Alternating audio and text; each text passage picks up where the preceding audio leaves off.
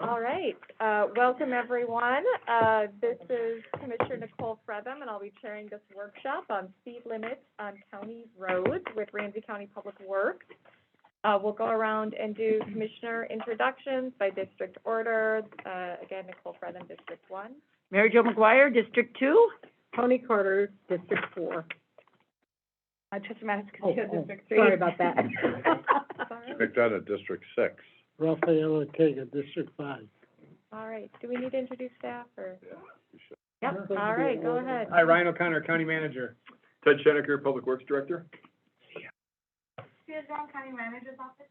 Me, Chang, Chief Clerk. And Bill Smith, County Manager's Office. Brent Stojan, Public Works. I'm Manager of Public Works. Hi, Jennifer O'Rourke, Director of Government Relations. Close this out, dear Tobel.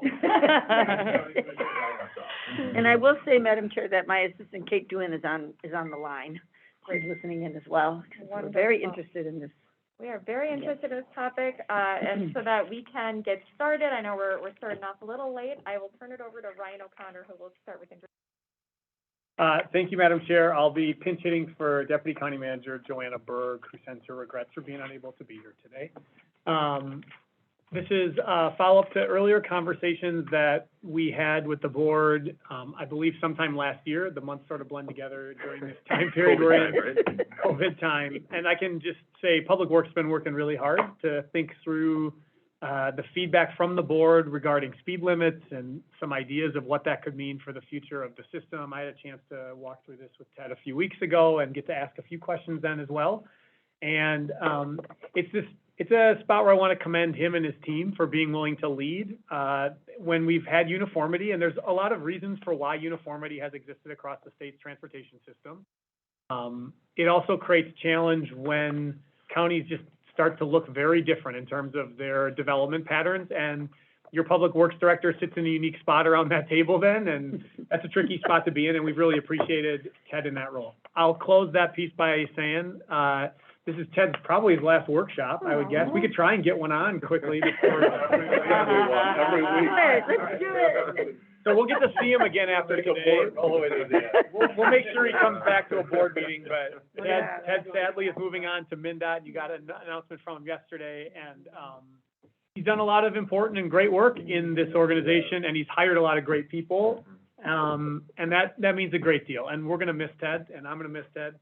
And I'll turn it over to Ted, but I appreciate him and I appreciate your work. All right. I'll jump in and add just for the commissioners that this is more of a conversation, so feel free to let me know if you've got questions. And so as I told Ted yesterday, because it's become a family joke whenever we see a pothole to say, I'm calling Ted. I think you should still call Ted. Yeah.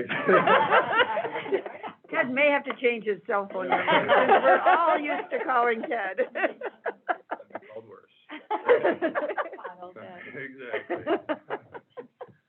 Oh, thank you, County Manager O'Connor, Madam Chair. Just before we kick this off, I did say in my email that I'm moving on to MnDOT. I have appreciated your guidance, your leadership, your direction that you've given me and my. Before that, can't talk about after that. Really just talk about my time here, and we've been truly great supporters and champions of what Public Works does.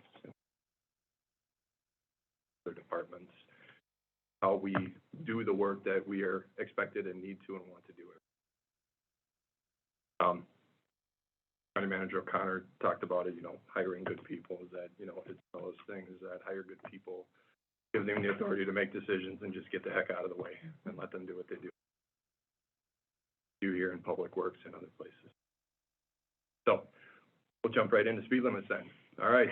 So Wait, slow down. no. We're gonna have all kinds of puns like that. Boom, boom.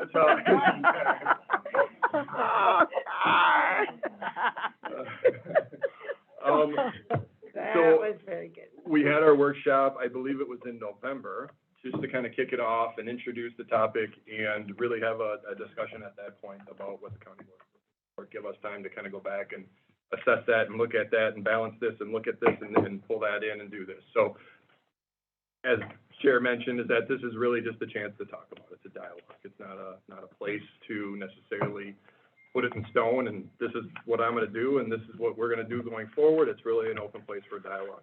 Also felt that it was important for you to hear recommendations coming from the county engineer. So that's what you'll see in this. So just kind of a few setting points for us as we get into this discussion is that, you know, we've been talking with you about this over the last 3-4+ years. It's safety. Safety is our goal.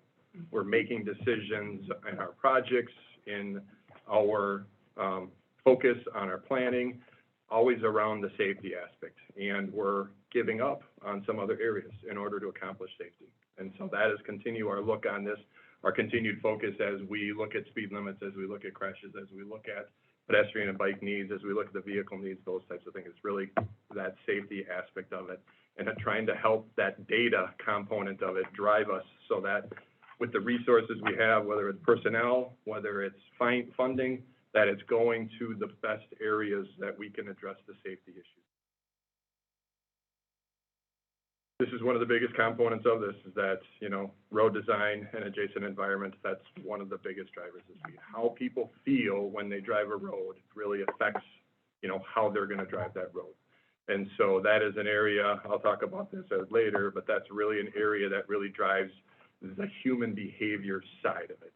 And that's typically the hardest thing to change in people, is that human behavior of how they do day in and day out types of things. As I was kind of putting this presentation together, I was thinking of some analogies and kind of, you know, different things. I talk about a healthy lifestyle. In order for us to lead a healthy lifestyle, your goal is, I want to lead a healthy lifestyle. Whatever that is. I'm not going to drink as much smoke. I'm going to exercise, whatever it is. Like, the road environment is similar to, you're basically, we got to get the infrastructure in place. I got to have the right foods. I have to shop in the right places. I got to go to the gym. I got to have a workout area, those types of things. So it's kind of building.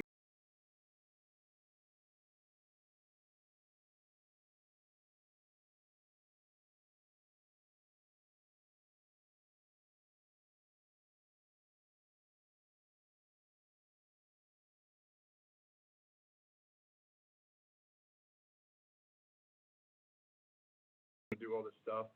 People, we've seen this during the pandemic, and we don't know if this is going to change or not. We've had more aggressive speeding behavior out there. It was contradictory. We were thinking, oh, no one's going to be out there. It's going to be safer. It went the other way, and it caught us all off guard. We have an issue with under the influence, whether that's drugs, alcohol, whatever it is, and then seatbelts. And so these are areas where drivers have a choice. And so they have that choice, similar to, like, again, healthy lifestyles that, you know, am I exercising? Am I not smoking? Am I doing the things? Am I eating vegetables, fruits and vegetables? So that's kind of the contributing factors to an unhealthy lifestyle.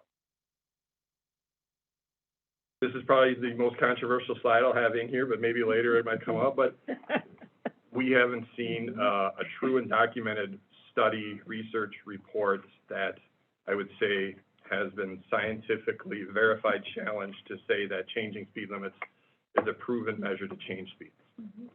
So the sign doesn't necessarily drive the behavior. It's a want, it's a desire. We want them to do it.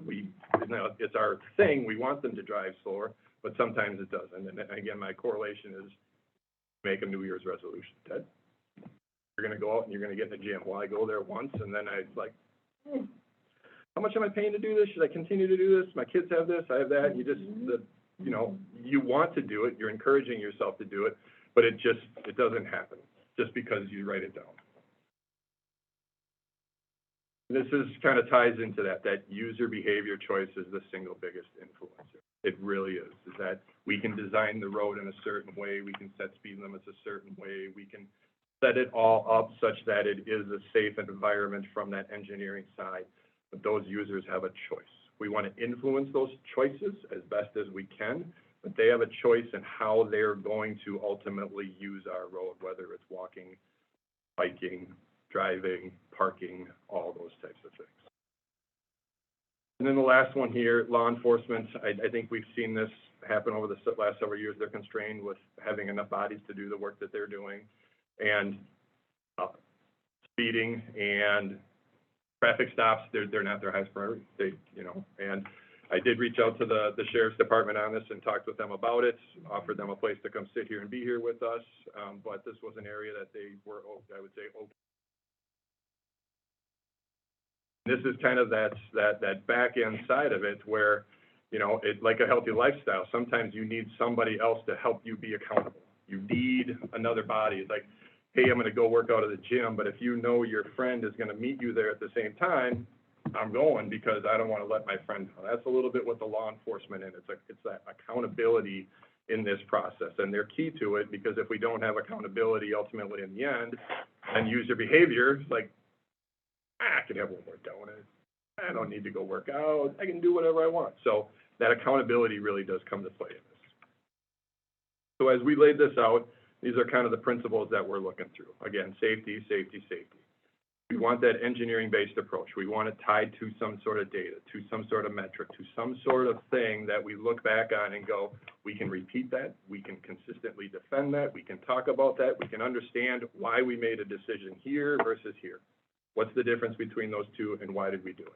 And then, like I said, ultimately, there's a user out on our roads, whether it's the pedestrian, the bicyclist, the driver. They need this to be understandable. They need to understand on this road what the expectations are of them, because if we have users having different expectations, they drive it and they use it differently.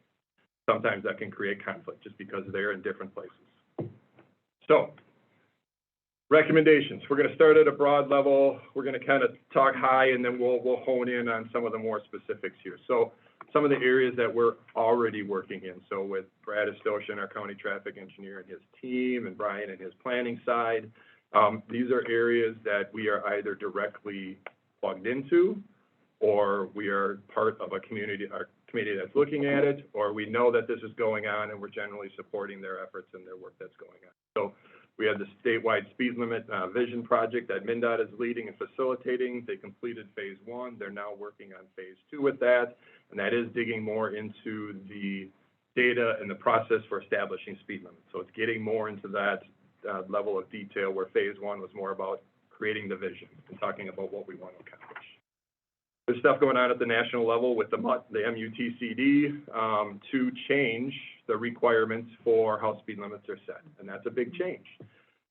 I will say that effort's been going on for several years now. They've gotten over 10,000 comments on a document that's this thick, and so sometimes it's not easy to wade your way through that, but we have heard recently that there's a desire to move that forward and get a new manual on traffic control devices out there for us all to be able to utilize. And it's really in that element, talking about speed limits, it's kind of removing that should clause and putting it more in a place of, hey, based on your road design, based on the characteristics of the road, we should focus more on that in the context of the roadway.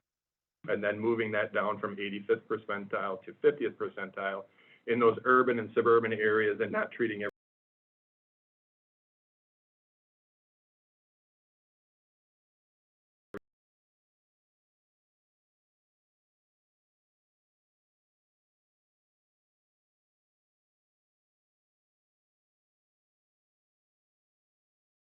control devices manual is done.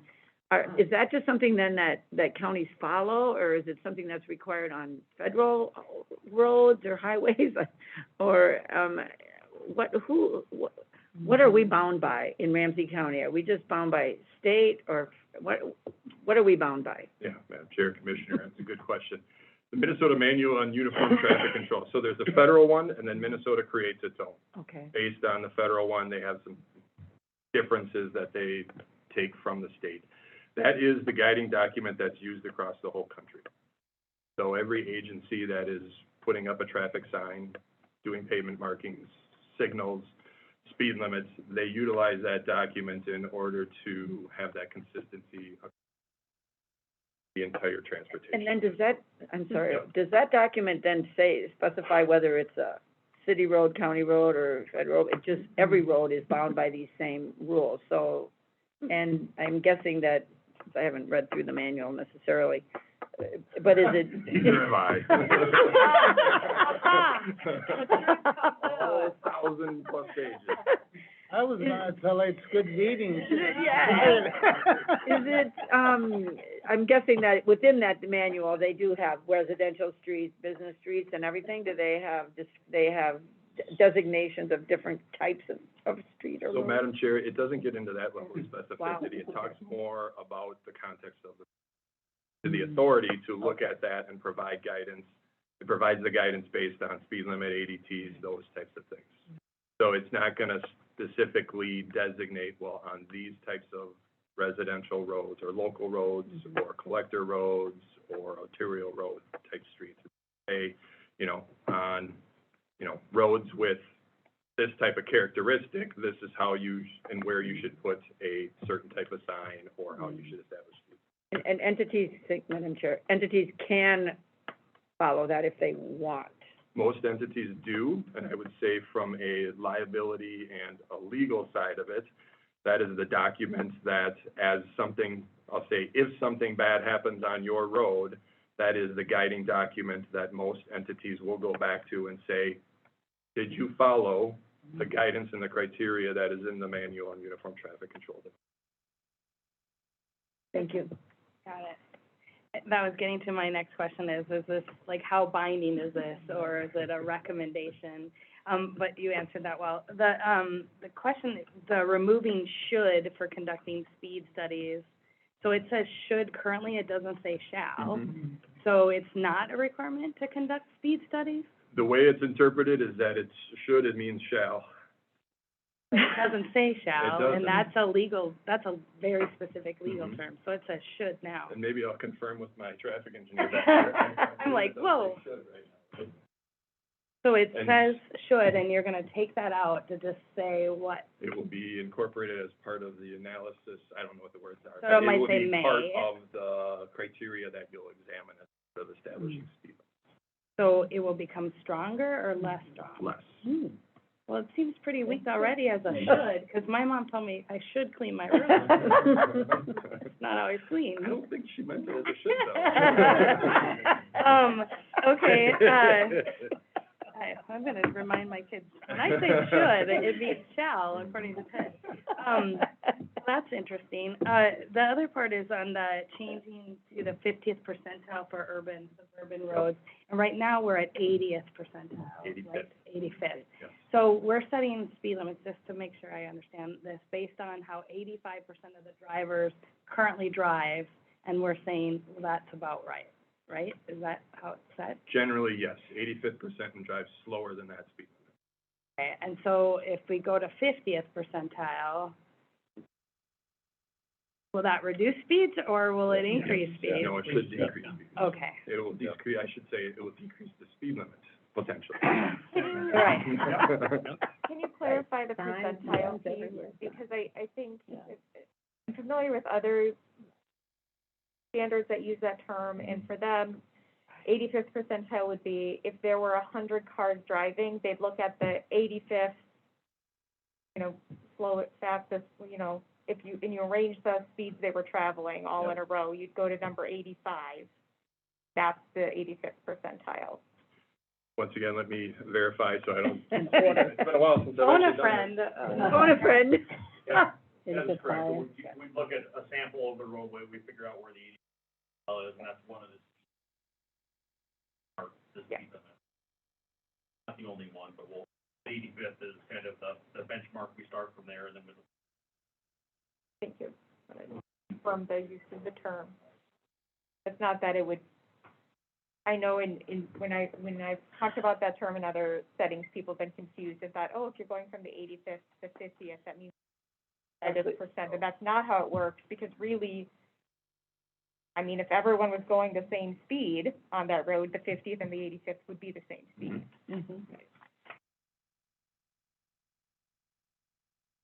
Got it. but we found they don't, and they should. We want them to. Right. Ideally, that would be the right thing. One other But then we question can just on this, related to, these questions in the update of the manual. What is dictated by the manual, and what's dictated in statute, and how would statute change based on a manual revision? Madam Chair, I don't believe that they are connected that closely. So if statute changes, or the manual changes, I don't believe they need to change statute in order to match up with what would change in the MUTC. Statute's vague enough, I'll say, that talks about a speed study, and I don't know if it uses should, shall, or what it does, but it talks about it vague enough that I don't think that they would necessarily conflict with each other. But it's also one of those things we don't know. So we might see whatever language comes out of that MUTCD and then say, oh, actually, something does need to change in the law. So when that manual revision comes out, one thing we should be considering is whether we need to Pay attention to that. pay attention to that, or if it's, I'm assuming DOT would be advocating a potential area where we could support. Yes. And just to clarify, the support indicates that these are in motion at this point in time. That's a good point, yes. So those would be, positive for us, Yes. indicated. Okay. Just to clarify further, so is the state advocating for these and other people are? I mean, we're not the only ones that sort of want to see this. Is it sort of nationally accepted that these are things that they'll go for, that they want to change? So Commissioner, yes. I mean, I would say that we are generally seeing the way, obviously there's the speed limit level initiative, whether it's MnDOT or other local agencies, they're part of that. And then the work going on the manual and uniform traffic control devices, this is generally what we're hearing is likely to be coming out of that. And then the last two there are really around the speed enforcement. So whether it's the continued work that law enforcement is doing out there, again, it's the accountability side of it. We, as engineers, we support their efforts to, you know, enforce speed limit laws because that's where we have concerns and that. And then there's discussion, and it's been in play for a while, about automated enforcement. So whether that's speed enforcement, those things, we know and we feel and we believe that that would have an impact on safety. Is that, you know, as people have an accountability side, but we know that there's also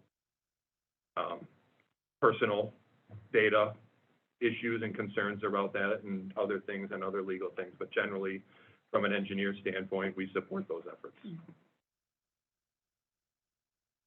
This is work that we're doing actively as we look at projects, as we look at doing things, building things, reconstructing things, mill and overlaying things, curbs, sidewalk, trails. These are active things that our program delivery area is looking at as a part of every project. So whether it's the All Abilities Transportation Network, bringing that lens into those types of projects and really keeping, again, pedestrians, bicyclists first and then on down the line. And then incorporating that into the design. And like everything else, we're constrained at times. And whether it's a reconstruction project or a mill and overlay, there's only certain so many things you can do, and that's part of our community outreach and community engagement. And, you know, as much as we want to do it all, sometimes we don't have the money to do it. And what I would say is that as we become more active, let's say in our mill and overlays, which traditionally take black pavement, take out 2 inches, put 2 inches back, restripe and get out of there, no longer the case.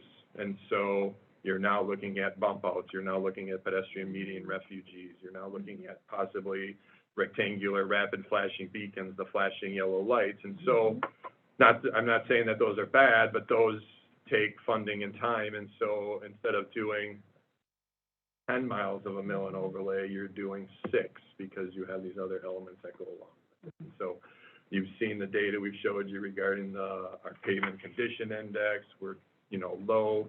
You as the county board have consistently promoted setting aside or putting $2 million of our bonding money towards the pavement preservation program. And we're just not moving that needle. We've gotten stagnant, and not because we're not trying, but because we're adding more and doing more to address other needs on our system.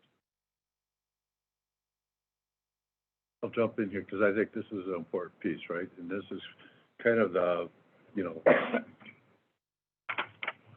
don't want to overuse this, right? But kind of the transactional versus transformation, right? In the past, that what you described as a mill and overlay, I would view as kind of the transactional. Get as much miles done as we possibly can with the least amount of. And then what you described later was actually, how do we actually make a difference and improve the road for all the users and not, because the transactional one is really mostly for rubber-tired vehicles, whatever it is, truck, car, bus, right?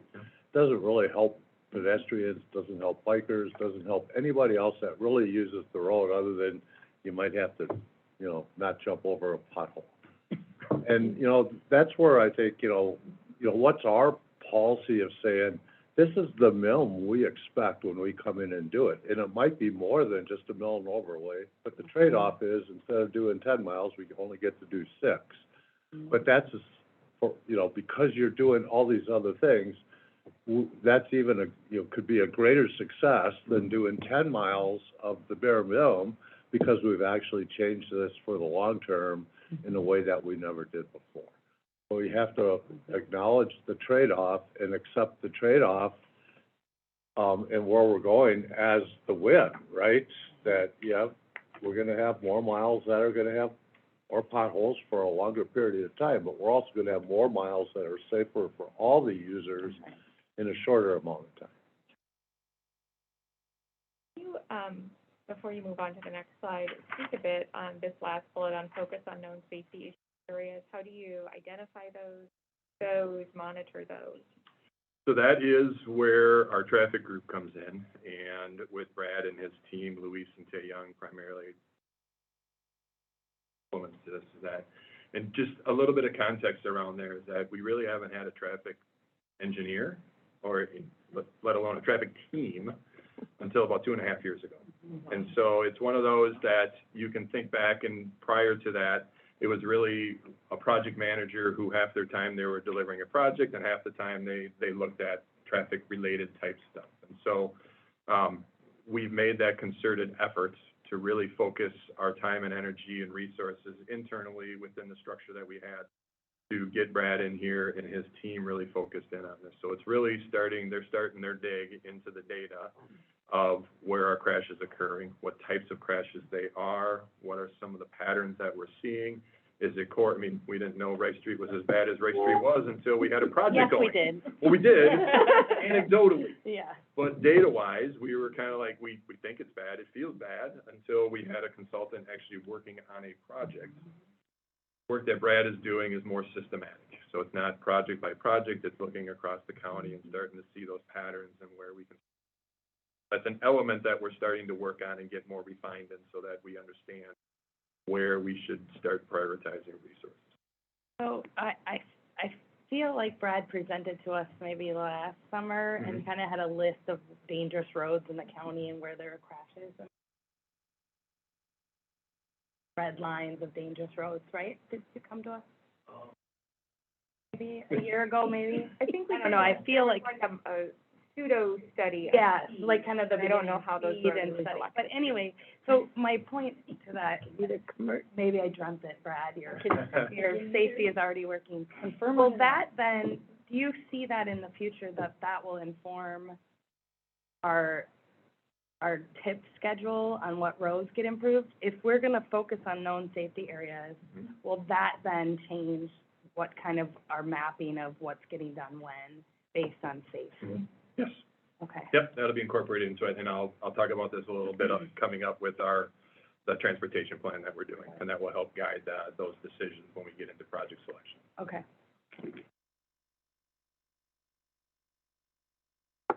So staying in what we're currently doing and currently working on, again, is when we talk about pedestrian and bicycle infrastructure, sidewalks, trails, median refugees, the rectangular rapid flashing beacons, those types of things to help pedestrians. For Ramsey County, historically, it's been the cities. They're like, hey, we want to do this. Hey, we want to do that. Hey, we'll lead it, we'll fund it. Can you participate financially with us? But it's really been the cities who have been the ones who have been taking on that responsibility. I'd say in the last couple of years, we're starting to shift that, and we're starting to say, okay, this is us a little bit more. It's still partnership with them, but it's taking us time to get our legs under us and get us kind of acclimated to that change in how we're approaching these things. We have a couple things that we're doing in this arena. So we do have the 3 corridor studies that we're working on right now within the different communities. And again, that's another area, having transportation planners and having expertise in that, going out in the community, working with them. Sometimes it's more about just understanding what the issues are and what the plan is. We know we don't have money set aside for it right now. We don't have it dialed in, but sometimes you got to figure out what the issue is before you can kind of start into that next step. And then we partnered with, Public Health. They provided us with, some funding to do basically an assessment of our current infrastructure that's out there. So where do we really have sidewalks, trails, one side, two sides? And then kind of maybe to your point, Commissioner Manis-Castillo, is like, okay, well, where are the gaps? Where should we start prioritizing investments? Can I just make a comment, Madam Chair? So, it says it's just started, but I will just say that I think those of you that supported active living back when it started before I got here, I mean, I think they've been looking at this, you know, like in the comp plans for Met Council, the cities put what they want and the county puts what they want. So we have this idea of a trail system that we want. So when you say just started, that this is really about how, just confirm, or just sort of clarify a little bit. There's a plan out there that what people wanted, and that's been out there for a while. Yeah. But this is maybe a deeper dive into that plan, is that what we're talking about I would here? say it's that, and then it's also ensuring that the data is completely accurate in the way it should be accurate. And so we have a lot of different data sources and places, and so you start looking at, well, it's here. And then you look at that map, and you're like, well, that hasn't been updated for 3 years, and then it's here, and then it's, so this is really taking the Frankenstein and putting it all together and bolting it all together and having, I'll say, one documented place for our kind of trail and bicycle system out there. And then, okay, go ahead. And I'm guessing these are wants, you know, that everybody wants to do it this way, and this is maybe more of an assessment of what's feasible, what's practical or feasible with the way things go. So we won't be providing necessarily at the end of this, the list of projects we're gonna do. It will be probably more like the 4 to 3 lane study, where we'll say, you know what, these are green, we feel like these can be implemented relatively easily and value.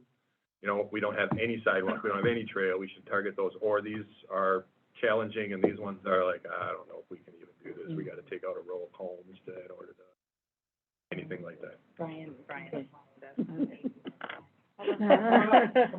Coming from the back. You know, Brad. Just quickly, Commissioner, your question is a good one. That product in particular, as we talked about, is mostly about priority. Okay. That, you're right, the SHIP funding has paid for a lot of network, and there's a big picture about what all of that stuff is. The thing that's challenged us when we think about choosing projects has been that there's a lot of stuff there. And right now, it's, if someone calls, I don't have a good answer to say this, not that. Okay. And so that's been the issue, is saying, help us develop a framework that helps us make good decisions about what those priorities are in that overall architecture that you and county have worked to create. This is just that next step of how do we get our arms around what do we do first, second, and 48th. That's really helpful, thank you, yeah. So, my question is about, you know, we talk about sidewalks and trails, but trails are not necessarily the same as bike infrastructure on roadways if we're thinking of transit, right?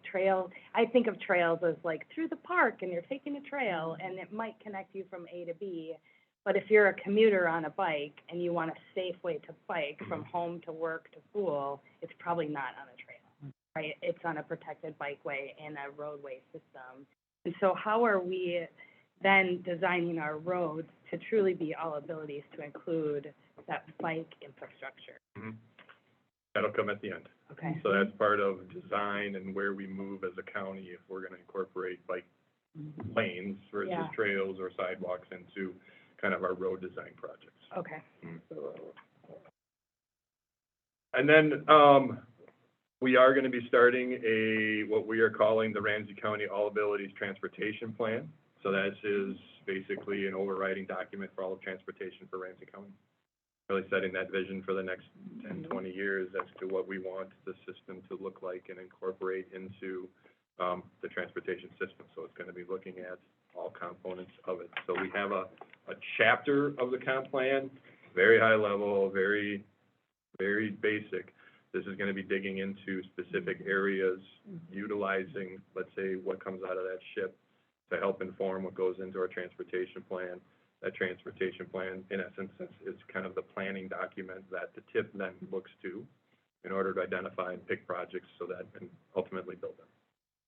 And does that transit plan supersede then the uniform traffic control? So is it one of those things where you can add additional policies but can't take away from?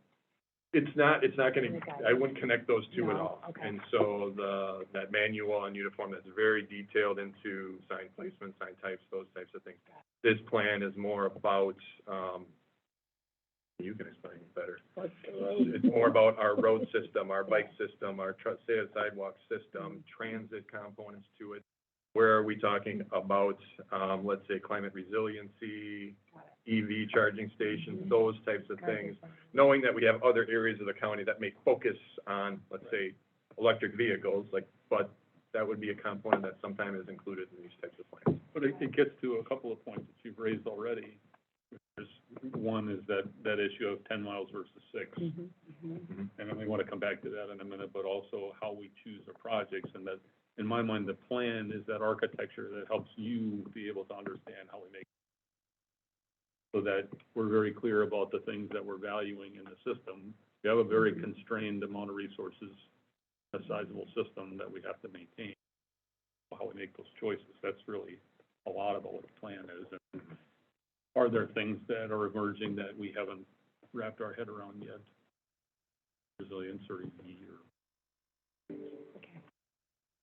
Just a comment, it's interesting how we've gone at this, you know, and certainly the All Abilities Transportation Plan helps us to get to that place where you're recognizing that it's not the sign. The sign is the last thing. It's really the design. And so you're going at the design and kind of backing into the sign and the change, it seems, based on what's the road for. Yes. What does it have to do? What does it have to recognize? What are the characteristics then that we need? And then the speed, you know, I don't want to look at it as laps, but as everything we're doing is going into the reduction of that speed and the closer ability to make sure, not in all cases reduction, but just to make sure that we have that safety. That is our overall goal in addition to all of the other design elements. Yes. That's what it feels like, and I just had to, you know. I think you stated it well. Yes, we're trying to start at a high level, and then through our choices of how we design roads and what we put on roads, ultimately that changes user behavior, which, again, you get down to user behavior, and that really affects how people are gonna use that. And or then walk comes it the or bike sign, it. right? Yep. Gotcha. Before we move on, can you just talk a little bit more about the plan? And you mentioned there are other areas within Ramsey County that may deal with, you know, parks has a lot of to do with trails as Yes. well. And how are you partnering both internally and with our external partners in the development of that plan? Because cities would be a big part of this. Absolutely, community also, so it's both. So, I mean, if you've had the pleasure recently of working with us on a project of significant level, we're gonna have that same level of community engagement. So we will likely have similar structures in place with our city partners, where we'll have maybe a technical group working with them. We'll have community outreach and community engagement efforts through, you know, the various ways that we now do community. So that's utilizing the existing channels that we have, that's usually utilizing our racial and health equity advisors to kind of connect us into different areas, having different things like that. So we're basically hiring a consultant to help us facilitate and work through all that. So that won't start until July. So we've got a scope of work, and the RFP is out. We're gonna include folks from other parts of the county as well as cities and other agency partners in helping us select a consultant. We've been consulting with some other agencies to talk about the kinds of things that they're working on in their plan. We're coordinated both with cities as well as with McCouncil and various levels of the state. We're trying to think through. Go ahead. And I'm glad to hear that, and I'm sure that active living is gonna be a part of it, because we actually have a coordinator that really works with our cities and everybody to try and make this all happen, and I know we're even going beyond that, but that's that whole role of that effort is to bring our county together with public health, parks, public works, and the community, and so I'm sure we're working on that all together. Absolutely. All right, so now let's talk about actions as we're moving forward. So again, talked about support, what we're currently doing. here's some areas as we are looking at this in this arena. So we generally have a sense of where the muck is going.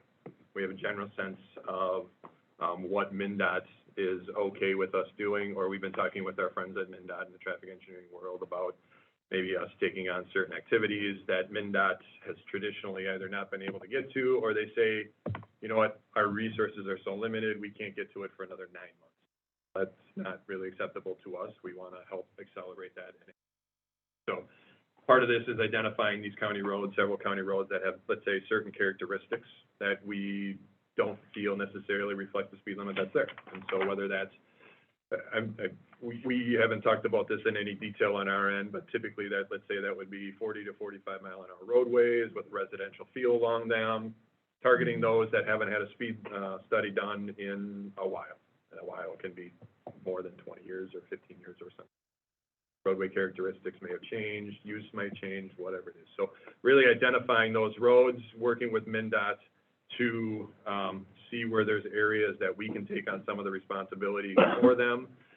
Ultimately, it's still the Commissioner of Transportation that needs to sign it, and it needs to be a Commissioner's order establishing it. But really working with them a little more, for lack of a better word, aggressively on these and what the outcomes of those speed studies.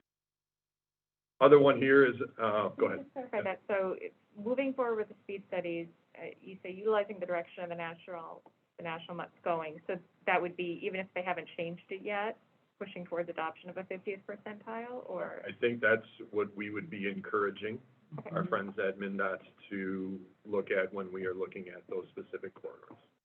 But we've already established that it's a should and not a shall, so we could just do it as a county if we deem. We Right? can't, so it's still the Commissioner of Transportation that establishes the speed limit, Got it, okay. unless there's other things in here that we have within our authority under statute for us Got to it. do. When you talk about the should is what's in the not what's in state statute. Correct, but and that's a good question. As you were asking that, I was trying to, in my head, remember what was in statute as the requirement for the Commissioner of Transportation. I don't know the specific language in statute if it requires the Commissioner of Transportation to do a speed study as a part of their work in adopting speed limits on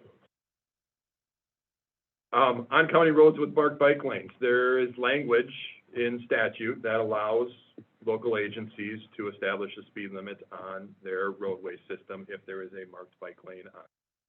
And so that requires a sign and pavement markings so that people know that it is a bike facility on the roadway there. And so as we talked with the team here, is that knowing where that direction wants to go and is going out, doing the speed studies on those roads, looking at that 50th percentile speed, and establishing the bike lane or the speed on that road to that 50th percent. Have some caveats on here. If it comes out as the same as the existing speed limit, recognizing where we want to be as a county, saying that, you know what, we're going to change it down to 5 miles below that, and then also bringing it into context with, because cities have their own authorities to establish speed limits on those roads, bring it into context with what that city has chosen to do in order to try and bring in that consistency. So if you're in St. Paul, you have a road here that's this, it looks like this, that's St. Paul's road, but it's Ramsey County's road over here, trying to build that consistency between those two. Thank you. So if, let's just say you do a speed study on Larpenter and then you do on Dale Street, right? Larpenter has a bike lane, so you want to go to 50 percentile, but even with the bike lane, it's a pretty wide open road and people are driving 55, right? And if 50% of the people are driving 45, which is what it's already set at, and the rest of the roads coming into it are 20 miles an hour, right? Like, or Dale, suddenly you do a speed study there and 50 percentile there goes to 25. And those are two county roads that connect to each other.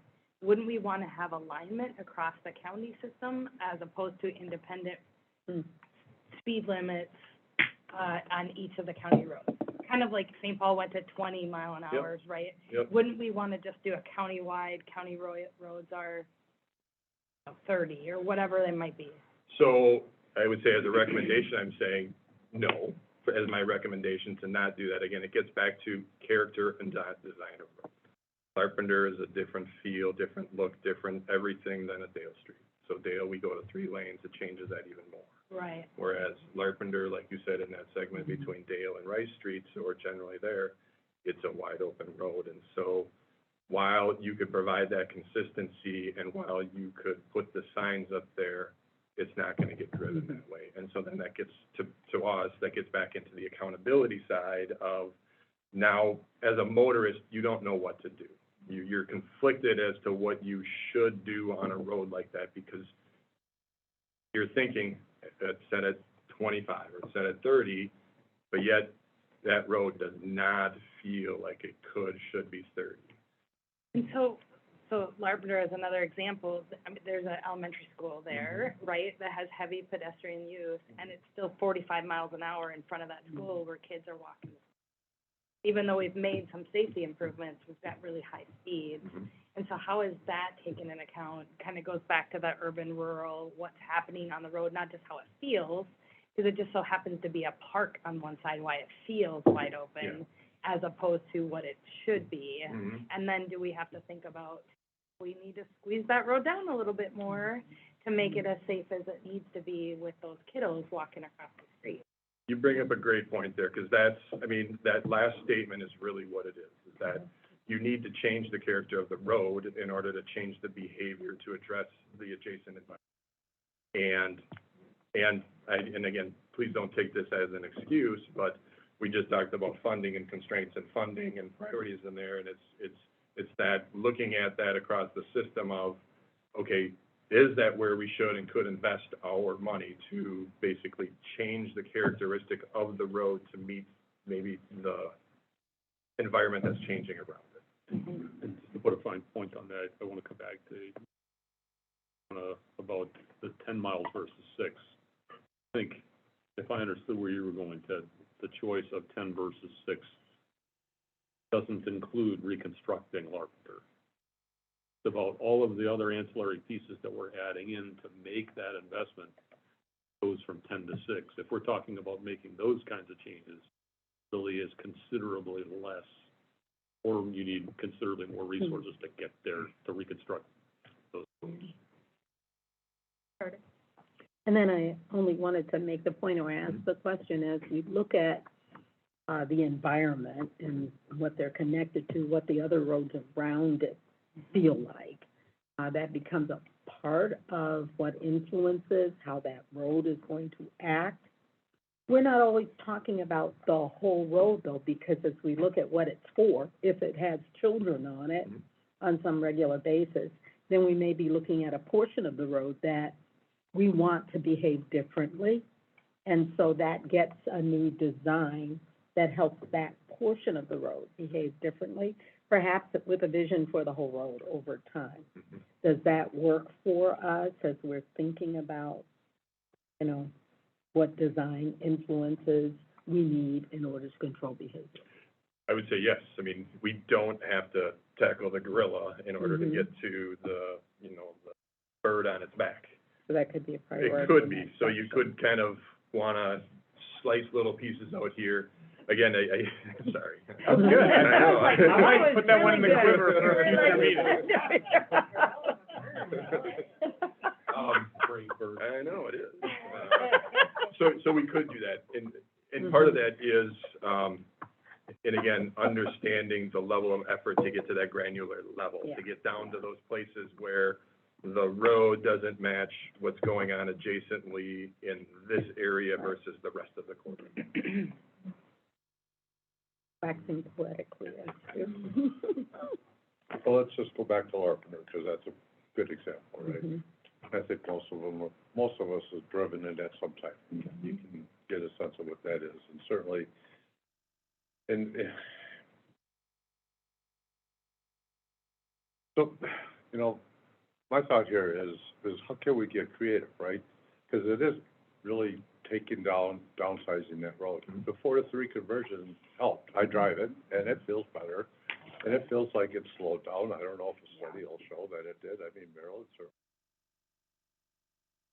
But how can we get creative where it doesn't need to be a full reconstruction to downsize, right?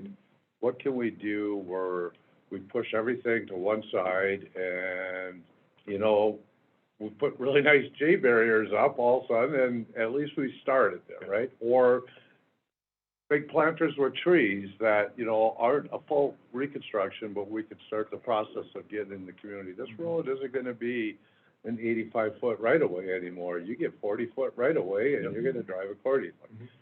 And the reason, and, you know, to be creative, but I was gonna bring this up on your last map, because there's an interesting road on your last map, right? McKnight from Carver to White Bear. It has every single speed zone except 55. And I've driven that, I wanna go drive it with this awareness of why it changes, but I'm familiar enough with why it changes in most of the parts. Yep. And almost always, because the priority was to move cars as quickly as possible, wherever they could, they've got the right of way wide enough so they could increase the speed limit, right? That was the priority. And now if we're gonna say, nope, safety is the priority, slowing down traffic's the priority, we have to go the other way. We wanna give up this right of way, we wanna get this right of way out of the road, so speed limits, the sign, you know, is important, but it's kind of the Band-Aid or the feel-good piece that, you know, they're still not gonna slow down. It really is shrinking that right of way to force people to slow down. And the history is showing, we've done it. We've increased the right of way. We spent money to buy more right of way to move cars quicker and faster. And now we gotta start taking a look at creative ways of, how can we do that without necessarily a full reconstruction on these roads? Madam Chair, Commissioner, so I'll take this one for you a little bit, if that's okay. Slide 16 starts to get to this, so I'm gonna put a little bit of a pin in that and say, I'm gonna leave some of the answer for there. But when we met, this is actually a part that we talked about a lot, and I'll share one observation. I actually don't know that I shared this with Ted when we met, but, you know, I think one of the things that Minnesota does well when it comes to infrastructure relative to a lot of places around the country is, like, we try to build to a certain standard of infrastructure that's of quality in whatever it is we do. And we see that on our roadways relative to a lot of states where they look like they're thrown together without much planning behind it. And I think that's, like, generally a good thing. But when it leads to some of what you just talked about over time, what you do, if you keep to the same principle of, but we're only gonna do this when we're ready to do the whole thing at once, it creates problems. And I think of cities like Boston is actually a great example. They just said, like, we wanna start to change, or even Paris. Right. We wanna change how we do our stuff. Like, we're not gonna wait and just do it all perfect. We're gonna do a bunch of things in an aggressive timetable that we think are gonna work, and we're gonna be okay with the idea that, like, perfect will not become the enemy of the good. That is not a Minnesota thing when it comes to infrastructure, and I think it'll be a piece that we have to work with, both inside our organization, but also outside.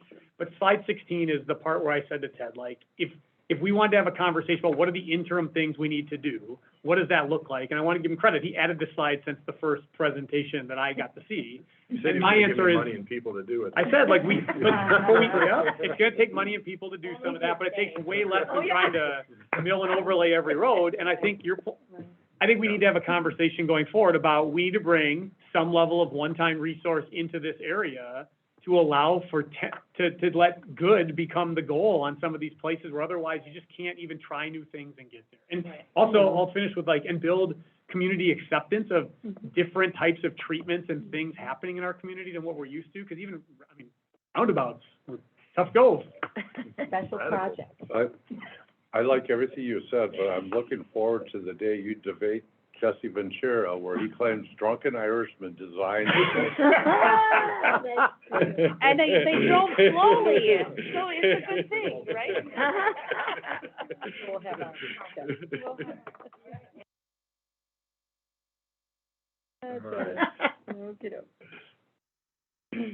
So the next one here is again, and it ties a little bit maybe into that lower hanging fruit. We do have roadways that are built with shoulders, and those shoulders right now are multi-purpose. They're there for parking, whether they're there because of the design standard asked them to be there, required them to be there, or it's a safety buffer of some sort between that and the edge of the road, is that it's doing assessments of those shoulders and saying, okay, you know what, we have other similar types of roads that we've already put bike lanes on. We've looked at the statewide guidance for bike facilities on roads like this. we can go about restriping and remarking them to incorporate a bike lane, and then we flip back over to slide 14, and we say, well, we've done that, we're gonna do this basically tied to it because of that bike lane now being on. Looking at that existing infrastructure that doesn't require us complete reconstruction or whatever it is in order to incorporate that in. Again, we have a longer timeline on this.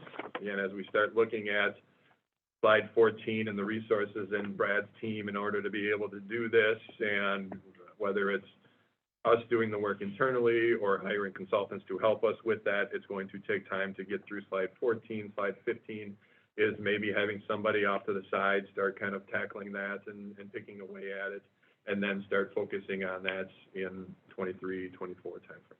Can I get clarity?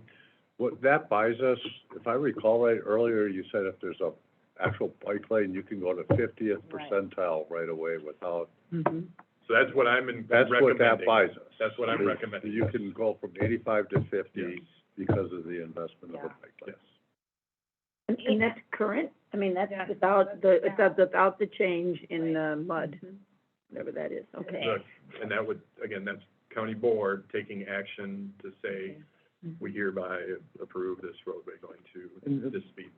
And then just, so as we're looking at this, and then Stencil on a also sign. being creative, right? It, you know, for a little bit more money, can we restripe where the travel lanes actually get a little narrower and the bike lanes get a little wider, so the environment changes too, and not just the sign? That could be part of our analysis with this. Currently a 12-foot lane, Yeah. our standard restrictive areas. Well, and to add to your earlier comment about getting creative, whether Right. it's, planters, but a buffered bike lane. So first you take it with the paint and then you buffer it, and now the roadway got narrower and the bikeway got safer, and we can reduce. And that's not a whole mill and overlay, but, buffering. So my simple mill and overlay, just in this discussion, now became strike 5 lane. miles. That's how the 5 miles. Right. Keep it track. Don't let Jim raise his hand, it'll be major construction. But you know what? The bike lanes will last longer because they're not as heavy as the cars. And so again, that, and I don't want to keep reiterating this, but that is a resource, type of thing, to review a road, to restripe it. So that's examining, again, current infrastructure, and then, this was that last item that Ryan referred to, and Commissioner McDonough, is that, okay, so we're not gonna wait till we do a mill and overlay, we're not going to wait until we reconstruct. Not really in that, how does it really fit in this weird, is it 5 feet, not 5 feet, or other ways that we can manage it? And looking at possible either temporary, short-term, seasonal. Do you only go out in summer and put this stuff in and then take it out? It could be that. This, as we look at this, this is probably the most resource intensive to be able to implement. Because it takes a touch every year, it takes time every year, it takes a lot of community engagement. Different types of ways of maybe mitigating, reducing, putting these things in to help speed reduction type of thing. So this is probably the area where I would say this requires the most time for an individual or individuals to really tackle into these. No, I just wanna, that's a very good point you just made, 'cause I just spent 3 years with the Lexington, we're redoing Lexington, and I think I attended at least 10 community meetings. But at the end of the day, the community actually got involved, picked what they, chose among the different criteria. I mean, I think St. Paul's getting its first major, there are other roundabouts, but that's a major roundabout that folks in Highland wouldn't have, I would say 5, 6 years ago, would have said, no way. And it was actually the community that said, well, out of the options, we're picking this one. But it was a 2-year process of community meetings, and now we're in phase 2 of that. But it's pick up the speed, because the community is involved. And, you know, all this discussion came up in that, but I just want to encourage that's really, it takes a little time, but it's really the quick route to getting it done and without, So far. yeah. I guess I would just challenge that if we are taking on a county-wide approach to reducing speeds, changing our roadway infrastructure to make them safer, I don't know that we have to do community outreach on every single road independently, but that we can do it as a whole, as a policy of, we want to look at county roads where we're putting protected bike infrastructure on and reducing the speeds to 50%. And what does that look like? And we do a collective outreach, and it becomes a county-wide policy. It'll save us time and money. And then, yes, you still have to do the study to figure out what that 50% is on that road. But you don't have to do the 3 years on the Rice Street redesign or the Dale Street Bridge, because it isn't a complete redesign. This is we want community engagement on a policy direction moving forward. And then we don't have to put this out for, 10 years before we get to all the roads. First, Commissioner Stanley. Yeah, I'm not gonna advocate against that by any means. Yeah. But there's some history that we can learn from too, right? Yeah. So, say the 4-3 conversion on Maryland was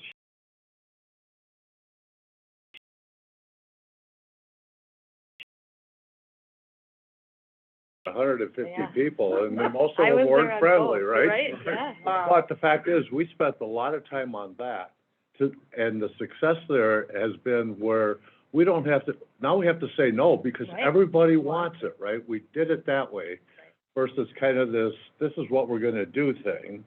And so, let's weigh that, yes, we could take that approach, or do we pick the right corridor, spend the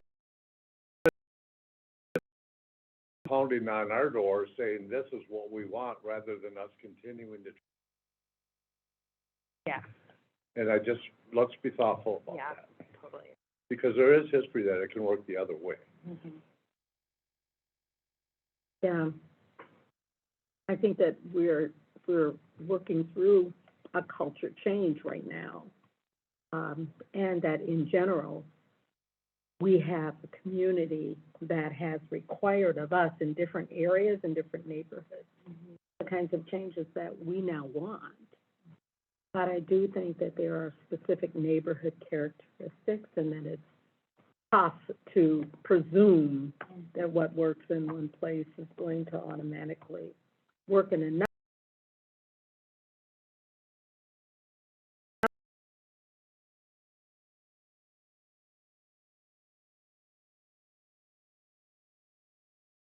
There, where we'll be able to make that county-wide change and flip that up. But I'm not so sure that works this minute. We're going to test it. Right. And see what happens. Thanks, Madam Chair. I'll just, I think stories of other communities, large cities in particular, that have done some of this work, particularly in the interim types of stuff. I mean, Ted's right that if you're gonna go full-blown engagement on every project, you're gonna just drown yourself underneath it just won't work. Communities that do this commit to the idea of, we have a broad vision of what we want to do. We're gonna do it in an interim way where if it goes badly, the community engagement is the actual implementation of the thing and the feedback you get while it exists, which is very different than a full-blown redesign where you can't go back, redig out the road and redo it. So like with Randolph, you gotta talk before you dig it out, right? Yeah. Thinking a couple years ago. But if you're doing bollard-related work, you're doing different types of markings on roads, the engagement period needs to exist during implementation. And that is a shift for us, and that would be different. But I do want to give voice to, I don't think you can do front-end every single project everywhere, or you'll have your engineering department in a loop of continuous meetings. And that's exactly what we did on Maryland. Right. We did community engagement all the Right. way along when we put it in, and we actually adjusted some pieces of it because of the community engagement and because of the data we collected. We collected data that could help us actually make those decisions. That's a good reminder, I forgot that, thank you. And I would say, I feel like as a department, we've gotten a pretty good feel as to when and where we need to do, what level of engagement we need to go to.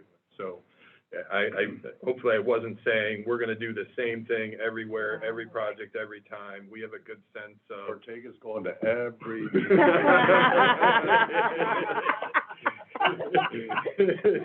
He's bringing the cookies. It saves me campaigning. It works. But I was just gonna say that, it's something you said, Ted, and now you, Ryan. It's funny, it's like with the speed limit, most of the folks that complain, and that's what these meetings, when they're by neighborhood, it's just saying, you get a few that are against the speed limits. I've heard a lot of complaints about them. And I know some of these folks, and it's amazing, the psychology about this really intrigues me, because they are the slowest drivers when I get in the car. I mean, I'm usually telling, come on, move it. But yet they argue against speed limits. And it's a cultural thing, I think you said.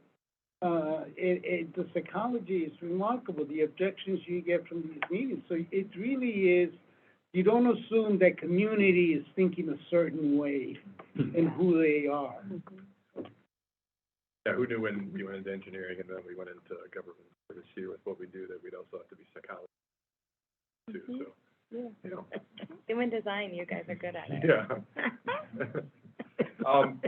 So that's kind of where we're ending here. At the back end of this, again, just from a perspective on what we're talking about, we added a few maps with what we currently know that we have for bike lanes, bike facilities marked on our roads.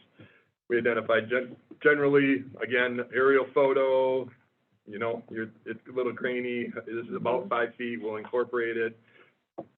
What we have kind of maybe from an impact of what this could mean as we move forward in establishing speed limits for bike lanes and then converting shoulders to bike lanes on these facilities, possibly connecting dots where there's gaps in those or analyzing them closer and kind of closing those gaps and removing those gaps. So, all said and done, there could be a relatively pretty big impact to the county road system in a short amount of time and with the current infrastructure that we have. And then, again, we'll continue with the major work that we're doing, whether it's a mill and overlay or whether it's reconstruction, is really tackling that design in a different way such that we don't necessarily have to worry about whether it's a 5-foot separated bikeway as a part of it, or trail or sidewalk or whatever else.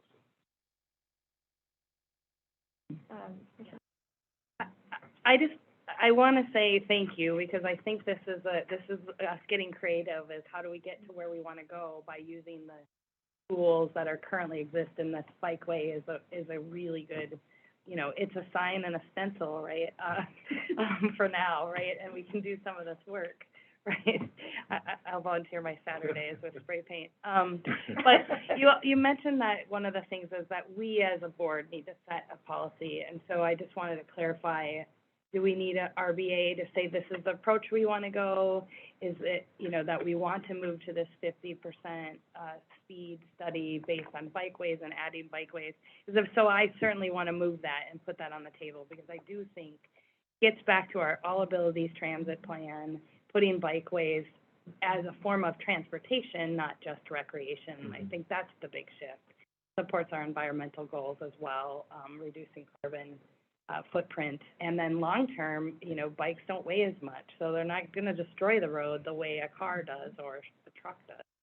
So I want to say thank you for doing that, for encouraging that, for thinking creatively, and I think, with Commissioner McDonough's point about we got to not just get stuck in our, we have to redesign every road or reconstruct, but there's a way to do it even in the, in the interim to make our roads safer and to slow things down all the way around.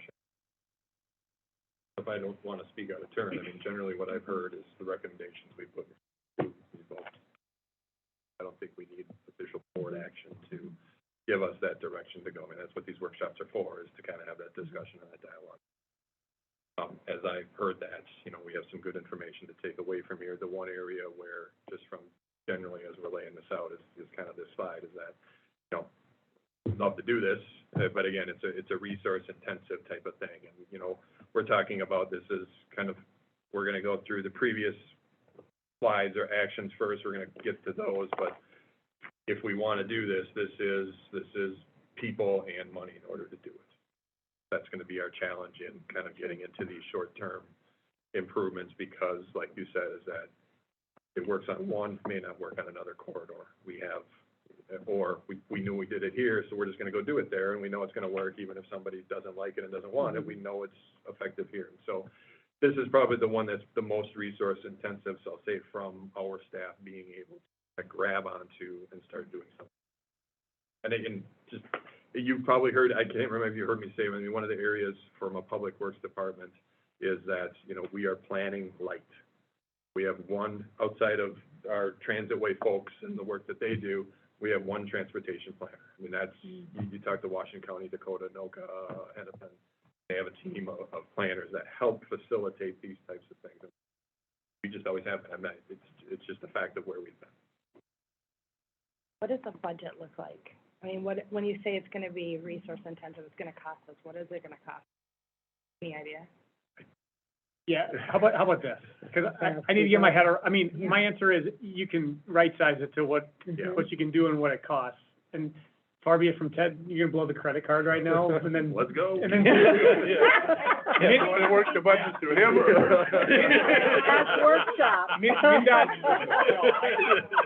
it's gonna cost money, but I think the biggest thing, I would suggest this maybe as a piece to the follow-up, and this would be helpful, particularly as a piece that you can help leave where we're at as we move forward on this too, to document all of the pieces here and summarize them, and this isn't really a plan so much as how you're implementing across a variety of things, but to have that in a couple of pages so that both commissioners can have that available to share as you're getting asked by community members or interested legislators or other cities or legal local government, whatever.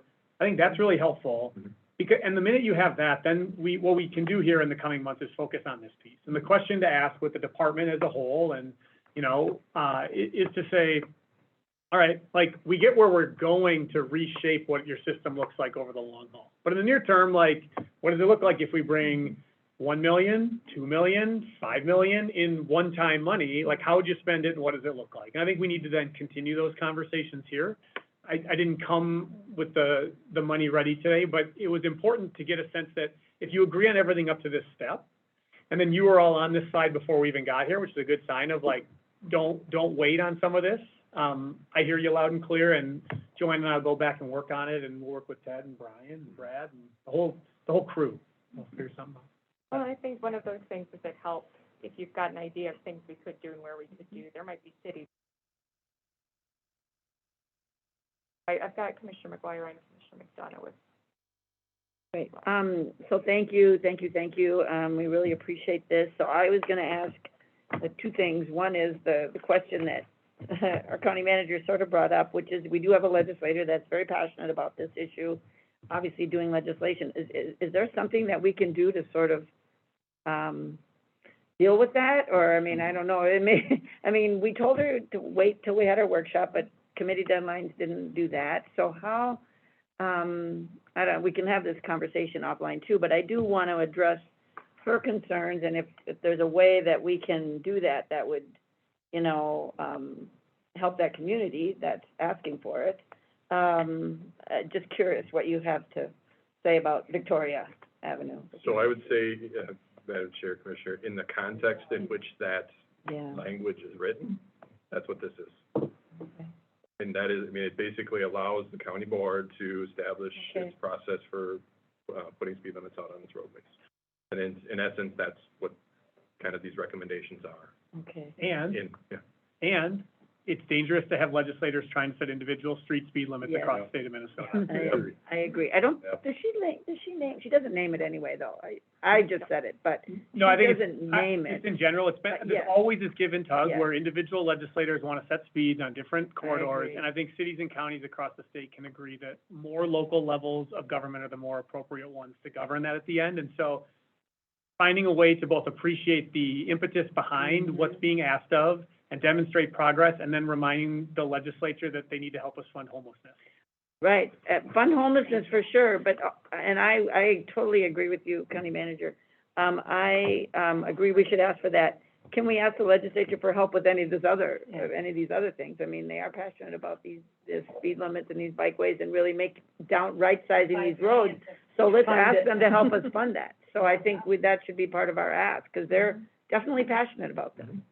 So I just want to add that to the list. And then, I have one other comment, because we're talking roads and, you know, hopefully we're talking redesign and all this.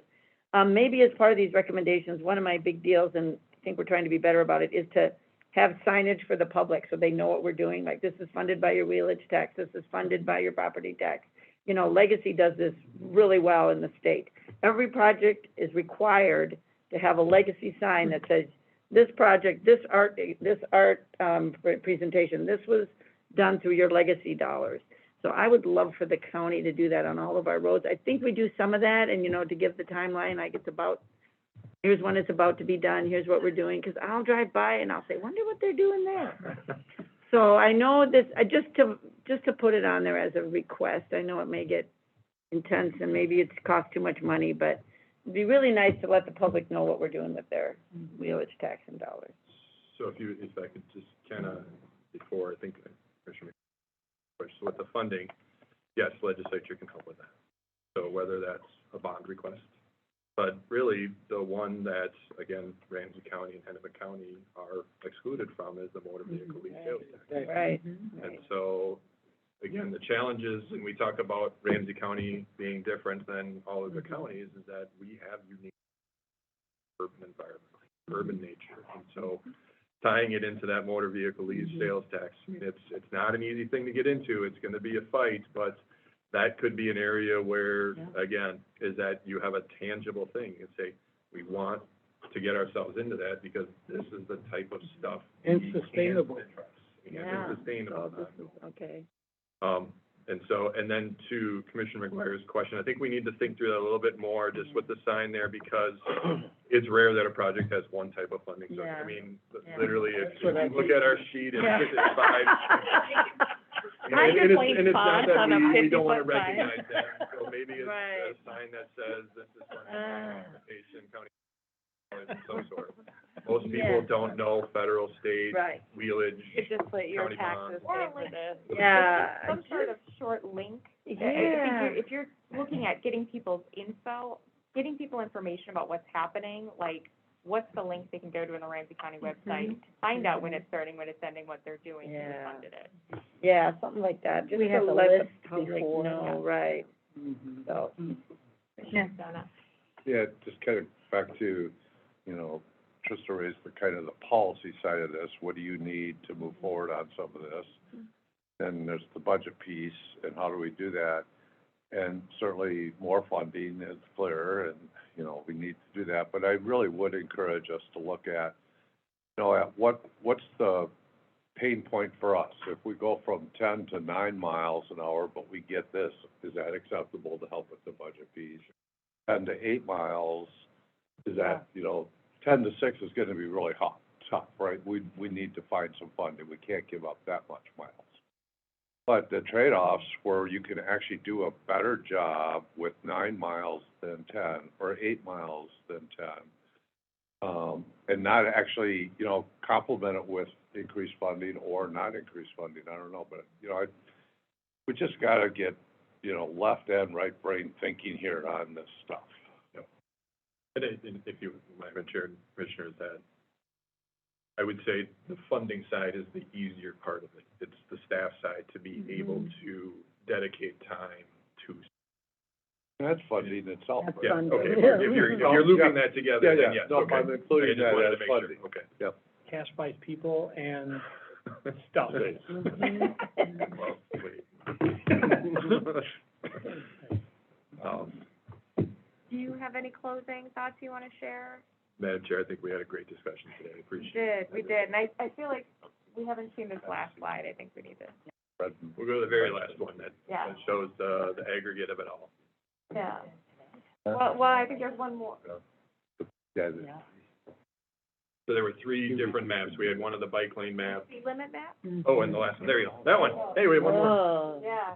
with moral. You can see why and me. this is a special interest to me with my very fast district up, it's very blue and green. You have a very fast. I have a very fast district. You Well, it's do. large, so you need to get across it, I Yeah, guess, look at but, you. With that. those are some, that 50 miles. Those are those big right-of-way Wow. areas too. Yeah. Can I make one last comment? So we have talked about the speed limit, and we've said signs, and signs don't make things, but I will just say that it feels a little bit like when you refinish your kitchen and you never put the trim on it. And so Larpenteur is a good example. We've narrowed it down, it's in a school way, and people ask all the time, why the hell didn't you slow the speed limit down and put some signs up? Because even though it's not what creates the behavior, it does inform, it does, you know, there are people, it's like keeping honest people honest. The signs do it. So I will just say, I think there is value. I don't think it's what changes human behavior, but it's a little bit like putting the trim around the cabinet. But I just wanted to say that about speed limits and signs. Okay. Well, once you design, and put the sign. That's right, right. Once you sign, you can put the sign. Yeah. And no more, what do we call it, median refugees. Four times, we're like giggling over here, we're like, oh, refugees, you said it out there,